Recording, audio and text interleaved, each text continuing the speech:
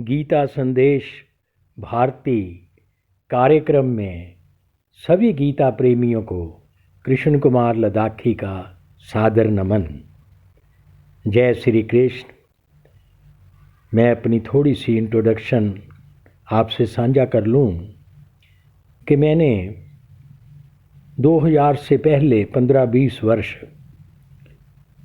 लद्दाख क्षेत्र में कार्यक्रम दिए, कार्यरत रहा और 2002 में ऊना पहुंचने के बाद मैंने जहां स्कूलों कॉलेजों में बच्चों को भारतीय प्राचीन वैदिक संस्कृति की जानकारी हो और उनके संस्कार अच्छे बने, उसके लिए स्कूलों कॉलेजों में कार्यक्रम दिए और दे रहे हैं।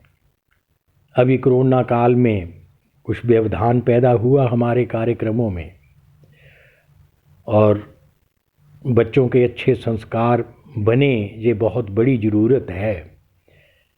और बच्चों को अपने राष्ट्र के साथ प्रेम हो, अपने धर्म की अहमियत को लोग समझें, बच्चे समझें और इसके साथ साथ धार्मिक संस्थानों में समाज में जागृति पैदा हो। सर्वधर्म समभाव के आधार पर वसुदैव कुटुंबकम की इस पवित्र भावना को, इसके प्रचार प्रसार हेतु कार्यक्रम दिए जा रहे हैं गीता पर। तो गीता भवन लाल सिंगी में आप सबका हार्दिक स्वागत है, अभिनंदन है। जय श्री कृष्ण, जय राधे श्याम। तो मैं अभी कुछ श्लोक बोलता हूँ, आप सभी मन चित्त से इसके साथ जुड़ें और हम इस कार्यक्रम को आगे बढ़ाते हैं। गजाननं भूतगणादि सेवितं कपित्थजम्बू फलचारु भक्षणं उमासुतं शोक विनाश कारणं नमामि विघ्नेश्वर पाद पंकजम्। अखंड मंडलाकारं व्याप्तं येन चराचरं तत्पदं दर्शितं येन तस्मै श्री गुरुवे नमः। प्रपन्न पारिजाताय तोत्रवे त्रैकपाणिये ज्ञान मुद्राय कृष्णाय गीता अमृत दुहे नमः। वसुदेव सुतं देवं कंसचानूरमर्दनं देवकी परमानंदम कृष्णं वंदे जगद्गुरुं। आप सबका अभिनंदन है, सबको जय श्री कृष्ण। श्रीमद् भगवद गीता विश्व का अद्वितीय ग्रंथ है, परम रहस्यमय ग्रंथ है, वेदों सहित सभी आध्यात्मिक ग्रंथों का निचोड़ है। गीता शास्त्र का ज्ञान मानव जाति की अमूल्य धरोहर है। जब हम रोज़ स्वाध्याय करते हैं श्री गीता जी का, तो हमारे मन में नित नए भाव पैदा होते हैं और वो बढ़ते ही जाते हैं। इस पर सैकड़ों विद्वानों ने टीकाएँ की हैं और इसके गूढ़ भावों का न कभी अंत आया है न आएगा, क्योंकि ये अनंत भगवान के मुखारबिंद से निकली हुई दिव्य वाणी है, जिसका बहुत बड़ा महात्म्य है। और जो आदमी इसके साथ जुड़ जाता है, इसके गहरे भावों को पकड़ने की कोशिश करता है, तो हमारी इंद्रियां मन बुद्धि इसके गूढ़ भावों को पकड़ नहीं पाती। जब हम अपने आप को भगवान के चरणों में समर्पित कर देते हैं, तब हम गीता के ज्ञान प्रवाह के साथ जुड़ जाते हैं। तो इसलिए शरणागत होना गीता को समझने के लिए, इसके साथ जुड़ने के लिए अत्यंत आवश्यक है। जब अर्जुन शरणागत हुए तो भगवान श्री कृष्ण जी के मुखारबिंद से गीता का प्राकट्य हुआ। जब भगवान के प्रति अर्जुन का ये भाव पैदा हुआ कि कार्पण्य दोषो पहत स्वभावे पृच्छामि त्वाम धर्म सम्मूढ़ चेता यच्छ्रेयस्या निश्चितं ब्रूहि तन्मे शिष्यस्ते अहम शादीमां ताम परपन्नम। कि भगवान, मैं कायरता रूप दोष से उपहत हुआ और ज्ञान के विषय में मोहित हो गया हूँ। अब मैं आपकी शरण आया हूँ, आपका शिष्य हूँ। आप मुझे शिक्षा दीजिए, जो मेरे हित के लिए आपने विचार किया है वो मुझे बात बताइए। तो ये जो अर्जुन का प्रश्न करना था, इसी से भगवान ने ये सारा ज्ञान दिया और मानव जाति का कल्याण किया। तो गीता ज्ञान का परिणाम है वासुदेव है सर्वम। इसका अनुभव ही गीता की पूर्णता है। इसी को अंत में जाके अर्जुन कह रहे हैं कि नष्टो मोह स्मृतिर्लब्धा त्वत्प्रसादान मयाच्युत, कि हे भगवान, आपकी कृपा से मेरा मोह नष्ट हो गया है और मुझे स्मृति पैदा हो गई है। तो वो स्मृति क्या है कि वासुदेव सर्वम। यही स्मृति है कि जो सब कुछ परमात्मा है। यही अंतिम ज्ञान है और ध्यान का भी यही प्रणाम है कि वासुदेव है सर्वम। गीता का सर्वोच्च सिद्धांत है वासुदेव है सर्वम, कि वासुदेव ही वासुदेव है। सर्वम तो प्रकृति को कहा जाता है जो नाशवान है, तो सर्वम तो है ही नहीं, उसका अस्तित्व नहीं है। इसलिए वासुदेव ही वासुदेव है, जिसको 7वें अध्याय में जिसे ज्ञान विज्ञान कहा जाता है, उस अध्याय का नाम, उसमें 7वें श्लोक में भगवान कहते हैं कि मते परतरम नान्यत किंच दस्ति धनंजय मैं सर्वमिदम प्रोतम सूत्रे मणिगणायव। कि अर्जुन, जिस प्रकार सूत की मणियों की जो माला बनी होती है उसमें धागा भी सूत का होता है, तो उसमें सूत ही सूत है। इस तरह ये सारा संसार मेरा ही स्वरूप है, मैं ही मैं हूँ। इस संसार में मेरे सिवा किंचन मात्र भी कोई वस्तु दूसरी नहीं है। ये परा और अपरा, ये जड़ और जीव जितना भी है, ये जगत और जीव, ये सारा मेरा ही स्वरूप है। तो ये भगवान बता रहे हैं कि उनकी दृष्टि में, भगवान की दृष्टि में भी ये सारा संसार भगवत स्वरूप है। तो अब कितनी वो दिव्य बात हमें बताते हैं 19वें श्लोक में कि संतों की दृष्टि भी में भी वासुदेव ही वासुदेव है। ये संसार भगवत स्वरूप है संतों की दृष्टि में। तो 19वां श्लोक कहता है कि बहु नाम जन्म नामंते ज्ञानवान माम प्रपद्यते वासुदेव सर्वमिति स महात्मा सुदुर्लभ। कि बहुत जन्मों के अंत में जब मनुष्य जन्म होता है तो सब कुछ वासुदेव ही है। ऐसा ज्ञान प्राप्त करके, ऐसे तत्व ज्ञान से जो मेरे शरण होता है, वह महात्मा अत्यंत दुर्लभ है। तो हमें गीता के मूल स्वरूप को समझना है। आप सब गीता के साथ जुड़े हो, रोज स्वाध्याय करते हो इसका, तो ये बहुत बड़ा सौभाग्य है मानव जीवन का। तो हमें गीता ये बात समझाती है, जिसे करण निरपेक्ष साधन कहा जाता है। ये गीता की विलक्षण देन है कि ज्ञान जो है वो किसी अभ्यास से पैदा नहीं होता। अभ्यास जितना भी है ये करणों से होता है, और करणों से तत्व का ज्ञान नहीं होता।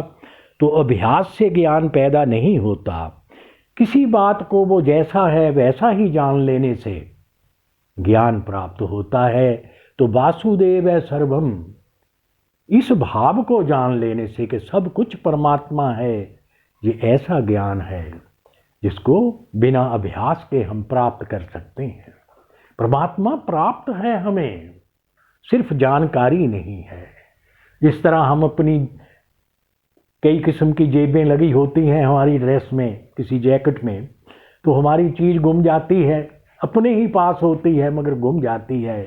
इस तरह ये परमात्मा जीव को प्राप्त है मगर उसको पता नहीं है। बस वो जानकारी लेनी है जिसके लिए विवेक काम करता है, और वो विवेक ही बोध में बदल जाता है। इसलिए इसमें अभ्यास काम नहीं करता। तो भगवान की ये बहुत बड़ी कृपा है कि उन्होंने हमें ये जानकारी दे दी कि ये सब कुछ परमात्मा है। सब कुछ परमात्मा है। जिस तरह हम कहते हैं कि ये पदार्थ है, ये व्यक्ति है, ये वस्तु है, तो इसमें है जो है ये तो सत्ता है परमात्मा की, और जो पदार्थ है, ये वस्तु है, ये व्यक्ति हैं, ये सब नाशवान हैं वस्तुएं। तो इस तरह है जो सत्ता है परमात्मा की, वो अविनाशी सत्ता है, उसके साथ जुड़ना है। बेख्याली भी कैसी ख्यालों की मंजिल, दिलेरी की बातें करे जैसे बुज़दिल, गायब क्यों है मालिक अपने ही जहां में, मलकियत भी कैसी जो हर दिल के अंदर। तो बार बार हमारा जन्म मरण क्यों होता है? ये होता है हमारे जो जीवन में हमारी आसक्तियां हैं संसार के साथ, उसकी वजह से होता है, जिसको गीता कहती है कि कारणम गुणो संगोस्य, कारणम गुण संगोस्य सत्सद्यो निजन्मसु, के गुणों के संग से, इन पदार्थों और क्रियाओं के संग से जो हम जुड़े रहते हैं, इसकी वजह से हम जन्म मरण में जा रहे हैं। तो ये बात समझनी है। तो हमारा जो ध्यान है वो अविनाशी तत्व पर होना चाहिए, जिसको गीता का 13वें अध्याय का 27वां श्लोक कहता है कि समय समम सर्वेषु भूतेषु तिष्ठन्तं परमेश्वरम विनश्यत स्व विनश्यंतम जय पश्यति स पश्यति, कि जो नष्ट होते हुए सभी प्राणियों में परमात्मा को नाश रहित देखता है, समरूप से स्थित देखता है, वही वास्तव में सही देखता है। तो इस बात को समझना है। इसको मेरा एक शेर कहता है कि मत कहो आकाश में कोहरा घना है, कि इस आकाश के अंदर ये धुंध छाई हुई है, इस आकाश में कितनी बिजलियां चमकती हैं, इस आकाश में कितने बादल गरजते हैं, और यहाँ कितनी गर्मी पड़ती है, कितने ओले पड़ते हैं, कितनी आंधियाँ आती हैं, कितनी धूप पड़ती है, कितनी सर्दी पड़ती है, मगर ये शाश्वत सत्ता आकाश की वैसे की वैसी रहती है।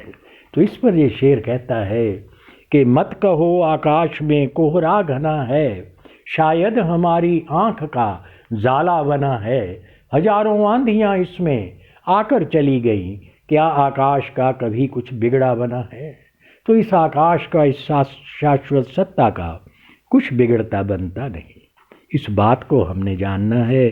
तो भगवान की बड़ी कृपा है कि उन्होंने हमें संत महात्माओं की दृष्टि भी बता दी कि ये सारा जगत भगवत स्वरूप है, भगवतमय है। तो ये बात जानने के लिए हमें भगवान ने 3 योग दिए हैं इस ज्ञान को पूर्णता से प्राप्त करने के लिए। और भागवत में भी कहा है कि अर्जुन, मैंने 3 योगों के अलावा चौथा कोई और बात नहीं कही। 3 योग दिए हैं इस मानव जाति को कि जिससे इनका कल्याण हो जाए। तो हम कर्म योग, ज्ञान योग, भक्ति योग को गीता में बड़ी अच्छी तरह समझते हैं, जिसको समझने के लिए मेरी एक कविता, उसका एक शेर है कि कर्म योग की निष्ठा समता, ज्ञान योग है आत्म सत्ता, भक्ति वासुदेव ही सर्वम, अविद्या मिटे अहंता ममता। कि जो कर्म योग है उसका आधार समता है। योग को समता कहा जाता है, समत्वम योग उच्यते। और ज्ञान योग है वो आत्म सत्ता के ऊपर खड़ा है। आत्मा का आभास होता है तो स्वरूप का पता लगता है, अपने आप को आदमी जानता है। कर्म योग की निष्ठा समता, ज्ञान योग है आत्म सत्ता, भक्ति वासुदेव ही सर्वम, अविद्या मिटे अहंता ममता। तो अविद्या के मिटने पर अहंता और ममता मिटती है, तो हम भक्ति की शरणागति को प्राप्त हो जाते हैं। पूर्ण शरणागत तभी होता है जब उसकी अहंता और ममता मिटती है। तीनों योग इसको मिटाने के लिए ही काम कर रहे हैं। तो ये बात जाननी है। तो अज्ञान की अवस्था में आदमी ये समझता है कि परमात्मा है ही नहीं, नजर ही नहीं आता, बड़ी दूर देखता है परमात्मा को, उसके लिए बड़ी दूर की वस्तु है परमात्मा। मगर जब वो कर्म योग के साथ जुड़ जाता है, यज्ञ की भावना के साथ जुड़ जाता है, तो उसे परमात्मा समीप नजर आता है, क्योंकि ये सारा जीव समुदाय जिसकी हम सेवा करते हैं ये परमात्मा का स्वरूप है, तो परमात्मा नज़दीक नजर आता है, समीप नजर आता है। और जब और तरक्की होती है तो हम अपने आप को जानने की कोशिश करते हैं, तो हम ये जान लेते हैं कि हृदय में परमात्मा है। अंगुष्ठ मात्र पुरुषो मध्य आत्मनि तिष्ठति, इसका अनुभव होता है तो परमात्मा को हम अपने में देखते हैं, अपने हृदय में देखते हैं। और जब और निष्ठा पक्की होती है, हम पूर्ण रूप से शरणागत हो जाते हैं, जब संसार पूर्ण रूप से छूट जाता है, मुक्त पुरुष परमात्मा से जुड़ जाता है, तो वो भक्ति को प्राप्त हो जाता है, शरणागति को प्राप्त हो जाता है।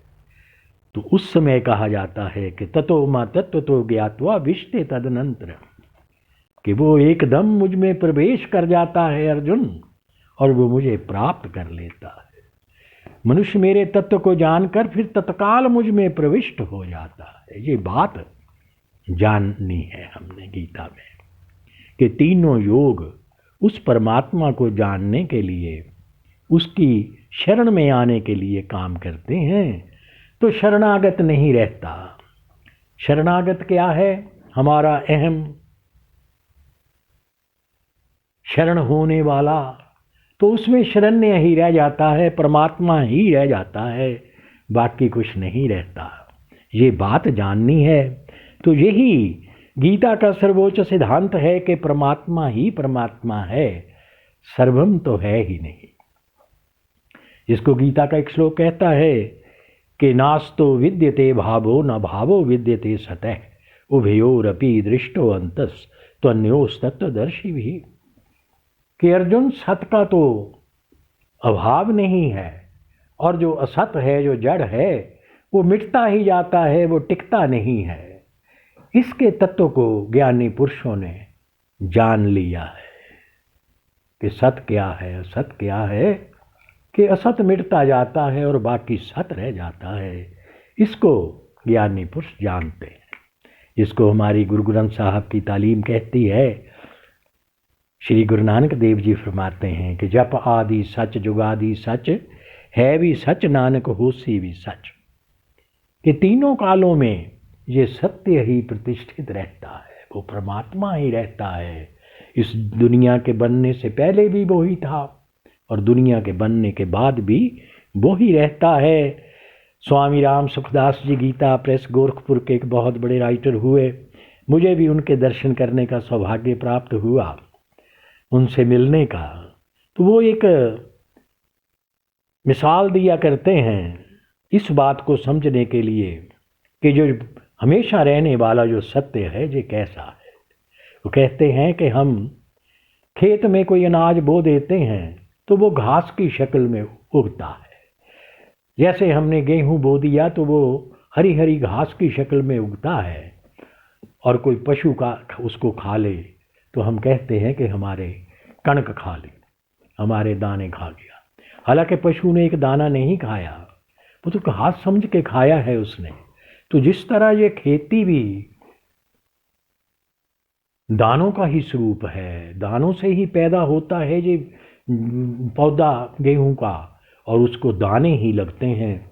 परमात्मा की कितनी बड़ी कृपा है कि जो हमने 6-8 इंच नीचे जमीन में दाना बोया था, मिट्टी में दबा दिया, वो फसल पकने पर 2-4-6 महीने में हमारे सामने 2 फुट जमीन से ऊपर आके लहराने लगता है सिट्टे की शक्ल में, और हमें वो ही गेहूँ 100 गुना 50 गुना ज़्यादा होकर परमात्मा हमारे पल्ले में डाल देता है। तो उसकी कितनी बड़ी कृपा है कि जीवों का जीवन यापन इस वजह से चला है कि परमात्मा एक दाने का 100 दाना देता है। यही बात है कि हमारे पाप कर्म भी 100 गुना बढ़ जाते हैं तो नरक की तरफ जीव जाता है, जब 100 गुना पुण्य बढ़ जाता है तो स्वर्गों की ओर जाता है, वो मुक्ति की ओर चला जाता है। तो इन बातों को ही हमने समझना। तो हमने ये बात समझनी है कि जिस तरह गेहूं की खेती भी हरी हरी घास की शक्ल में गेहूं ही है, इस तरह ये सृष्टि भी परमात्मा का ही स्वरूप है, जिसे भागवत कहती है कि आदि अवतार है पुरुष है परस्य, कि ये सृष्टि परमात्मा का आदि अवतार है। वो स्वयं ही सृष्टि रूप हो गए, कहीं से सामान मंगवा कर जे सृष्टि नहीं बनाई, भगवान स्वयं ही सृष्टि रूप हो गए। तो हमें ये बात समझ आती है कि जिस तरह वो हरी घास की खेती अनाज ही है, गेहूँ ही है, इस तरह ये परमात्मा ही संसार बना हुआ है। तो ये परमात्मा ही है सारा संसार। तो ये बात वासुदेव सर्वम को पूर्णता प्रदान करती है, पूरा समझा देती है। तो इस बात को जानने के लिए और भी बहुत सी बातें हैं जो मैं अगले कार्यक्रमों में कहूँगा, कहता रहता हूँ, तो उन सब को हमें समझना है। जब परमात्मा की प्यास लगती है तो आदमी को भूतकाल का चिंतन और भविष्य की आशा नहीं रहती, और इस वर्तमान में उसको प्राप्त किए बिना चैन नहीं मिलती, जिसे कहा जाता है कि सर्वथा वर्तमानोपि नाश भूयो अभिजायते। तो ये वर्तमान हमेशा रहता है, आत्मा को वर्तमान कहा जाता है। जो इसको प्राप्त हो जाता है उसका जन्म मरण नहीं होता। तो भगवान ये कहना चाह रहे हैं, एक बार वो माता रुक्मिणी जी से ये कह रहे हैं कि रुक्मिणी, मेरा ये समग्र रूप सब कुछ मैं हूँ, इसलिए मैं अकेला हूँ इस संसार में, और जब मेरा भक्त भी अकिंचन हो जाता है तब वो मेरे से प्यार करता है। भागवत में कहते हैं कि निष्किंचना वयं शश्वत निष्किंचन जन प्रिया, के रुक्मिणी हम सदा के अकिंचन हैं और अपने अकिंचन भक्तों से ही हम प्रेम करते हैं, और वो अकिंचन भक्त ही हमसे प्रेम करते हैं। जब साधक संसार शरीर वस्तु व्यक्ति को अपना नहीं मानता, पूरा संसार उसका क्षीण हो जाता है, तो वो मुझे प्राप्त हो जाता है, वो मेरे साथ जुड़ जाता है, वो मेरा अभिन्न अंग बन जाता है। तो जिसको ये बात हमें समझाती है कि जब आदमी परमात्मा को प्राप्त हो जाता है, अपने स्वरूप को प्राप्त हो जाता है, तो वो मौन हो जाता है। जिसको मेरी मौन पर एक कविता है, उसका एक शेर कहता है कि जो एक ही है कुल जहाँ में, वो सब आँखों से देखता है, मौन ही सदा ठहरा है, जो सबका आप ही अपना है। तो इसको चुप भी कहा जाता है।